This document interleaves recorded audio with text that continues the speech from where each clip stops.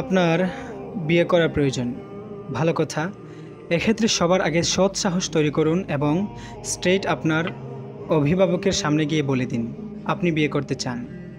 প্রতিনিয়ত আল্লাহ পাকের কাছে দোয়া করতে থাকুন, তিনি যেন বিষয়টা সহজ করেন। নিয়মিত তাহাজ্জুদ পড়ুন, মাঝে মধ্যে রোজা রাখুন। ইফতারের মুহূর্তে দোয়া কবুল হয়। আপনার প্রয়োজন আল্লাহ পাকের সামনে পেশ করুন এবং বলুন আপনি কেমন সঙ্গিনী পেতে চান। আপনি যদি ধরাবাঁধা কোনো কাজে না থাকেন, তবে যে কোনো ধরনের কাজের সাথে নিজেকে সম্পৃক্ত করে ফেলুন। মনে রাখবেন, প্রয়োজন আপনার, তাই সমাধান আপনাকেই খুঁজতে হবে। আপনি যদি নিজের হাত খরচা নিজেই জোগাড় করতে পারেন, বাড়তি 2 পয়সা জোগাড় করতে পারেন, আপনার পিতামাতা বিয়ে করে কি খাওয়াবি এই টাইপের প্রশ্ন করতে গেলেও কয়েকবার চিন্তা করবে। বাপ মায়ের পকেট কেটে প্রেমিকা পালানোর চেয়ে স্ত্রীর হাত খরচা চালানো উত্তম।